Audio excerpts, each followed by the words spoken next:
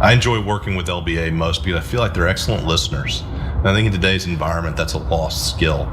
They make an extra effort to learn our business and learn the nuances of our business and learn the gray areas of our business. We want to work with them to give our end users, our financial statements, the most accurate picture of our company. And with them being so good at listening and so good at understanding our business, that makes that goal much easier to achieve. There was Kent Stermon. He was a very close ally to Ron DeSantis and also a pretty big donor to many Republicans in this area down in Florida, down in Jacksonville area. I say was because Kent committed suicide. It was just late last week. There's an investigation from the Jacksonville Sheriff's Office ongoing when he did commit that suicide alone in a car in a parking lot, I believe. But this whole story has led to some startling details, being now known more about his businesses, his interactions, his donations, and the people that he helped prop up, and just how important he was. This is a bit of a glimpse into the donor system and also our political faces of many of our parties. So let's watch this. Let's look at this. Jacksonville Sheriff T.K. Waters did not specify what the investigation was about, but law enforcement sources told the Times-Union and news partner First Coast News that investigators were scrutinizing alleged sexual misconduct. That's what they're investigating. Stermon's death marked a confounding moment within Florida politics because of his close kinship with a myriad of political figures, including DeSantis, whose political operations have received more than $60,000 of his and his family's funds. So when DeSantis was iced out of his congressional district in 2016 after redistricting, he moved into a condo co-owned by Stermon in order to run again. Again, that's according to a 2018 political story. And the governor then later named Stermon to his transition team. You got my back, I stay here while I run again. And now once I win, I'm gonna name you to my transition team. Okay, you're part of the transition team. You know how it works. Maybe you're good at this whole thing. You run businesses. So these donations and connections gave him another kind of unrestricted access that ask yourself if you would get this access if you gave $25 to your favorite police chief, because that's where this is going. His connections weren't limited to the governor's mansion though. An investigation by WJXT found that Stermon, a prolific donor to former Jacksonville Sheriff Mike Williams, had access card to the Jacksonville Sheriff's Office headquarters for the last 5 years, despite not working there. No, Stermon was not a cop, but he had unlimited access to police headquarters. After hundreds of swipes since 2017, it stopped being used on November 15th, just after Sheriff T.K. Waters was sworn in as sheriff. So the last sheriff apparently liked this guy. Weird, because here's a picture of those two. Sheriff Williams there, who's handing him an award for, Citizen of the Year award given to Stermon because he helps out those types of folks.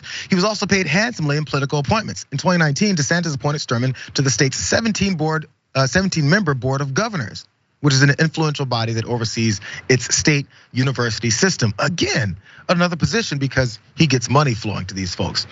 Here's another point about this, because the mayor of Jacksonville, we've got Ron DeSantis, we've got the former police chief or sheriff's office chief, and now the mayor of the city, who's Stermon's friend, wasn't very happy about one particular person pointing out some of these things that have come forward. The disclosure was first made, this whole thing about his connections and things with the police department. That was first made by attorney John Phillips, who's representing a former JSO deputy on Twitter. He noted that a rumor that his badge access was set to change.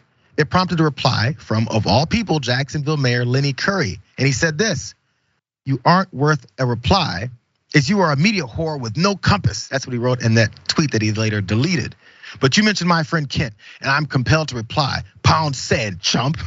Tough guy. A little bit more though. Both men hosted a fundraiser last year for failed Georgia US Senate candidate Herschel Walker, of course, and Curry had tapped Stermon to serve on a pandemic advisory committee that was tasked with finding ideas to jumpstart the city's economy. I want you guys to look at all of these connections this guy had. He's under investigation, maybe that's separate, maybe they don't know what he was up to. But he's in with the sheriff's office, he's in with Ron DeSantis, he's in with the mayor of Jacksonville. And he's also in all kinds of police headquarters doing what? As he swiped his card, I believe one article said once a week on average. You think you can find your way in a police headquarters for giving a couple dollars, Wise? Man, it's interesting the way influence is peddled within our system, right? And let's be clear, the state of Florida is pretty elite when it comes to political corruption. Like they're at the top of the class. They're Harvard University graduates of political corruption. That being said, it's like, just look at what this guy was able to do. Like, join a 17-member board of governors that essentially comes up with the policies for Florida's state-ran universities. That's no small feat. That's not a small job, right? And I don't want to be elitist and say, we should only have pointy-headed, egg-headed, PhDs and professors on those boards or former professors. I'm not saying that. I think there should be some level of citizenry represented on those boards. But what is this guy's qualifications? Like, has he always been enthusiastic about this? Is it just that, he gave Ron DeSantis, about him and his family, they said about $120,000 in political contributions, right? That now he gets to wield all of this influence over a university system. Like, that's what I think folks should be coming away with this. It's like, who are these folks that get to come up with the policies that we live under? And what is the reason why they chose to get into that career field? Is it to benefit these students in these universities? They'll say so, of course. But if you look back and someone's giving $120,000 to one particular candidate, where's much of that money generated from? How has he been benefited from giving those political donations to people who then can craft policy and legislation that can help his business? That's generally the way these things happen. So it's a you scratch my back after I scratch your scenario. Can you afford to get involved? If you can't, F you.